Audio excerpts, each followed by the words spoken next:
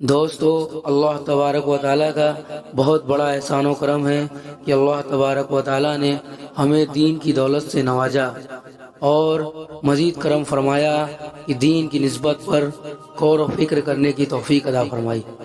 دوستو آج ہم ایک ایسے واقعے کو پیش کریں گے جو کہ بہت ہی سبق آموز ہے۔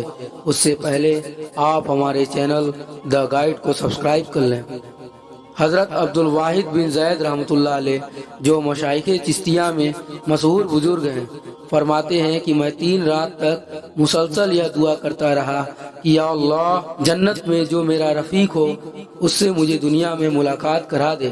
3 دن کے بعد مجھے بتایا گیا کہ تیری ساتھی میمونہ سودا ہے جو ایک حبشی عورت تھی، اتنی کالی کہ ان کا لقب ہی سودا ہو گیا تھا۔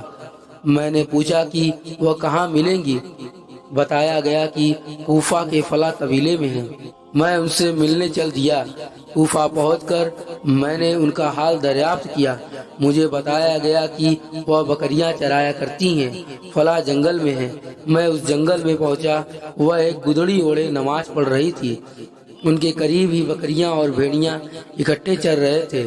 جب میں پہنچا تو انہوں نے اپنی نماز کو مختصر کر کے سلام پھیرا اور سلام پھیرنے کے بعد کہنے لگی، عبدالواحد آج نہیں، آج تو چلے جاؤ، ملاقات کا وعدہ کل کو قیامت میں ہے۔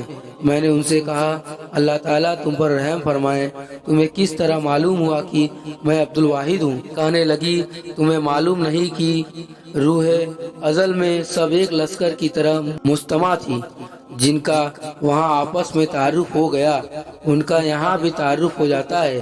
یہ ایک حدیث پاک کا مضمون ہے جو مشہور حدیث ہے۔ میں نے ان سے کہا کہ مجھے کوئی نصیحت کر دیجئے۔ کہنے لگی بڑے تعجب کی بات ہے، جو خود واعظ ہو وہ دوسرے سے نصیحت کی درخواست کرے، تم تو خود ہی بڑے واعظ ہو۔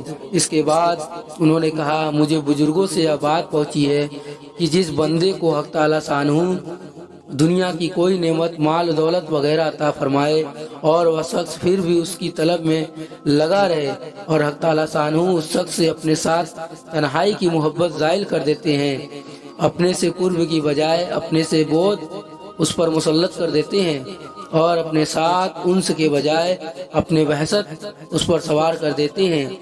اس کے بعد انہوں نے 5 شعر پڑھے جس کا ترجمہ یہ ہے، اے واعظ تو لوگوں کو وعظ نصیحت اور تنبیہ کے لیے کھڑا ہوتا ہے، تو لوگوں کو گناہ سے روکتا ہے، حالانکہ تو خود ان گناہوں کا بیمار ہے، ان میں مبتلا ہے۔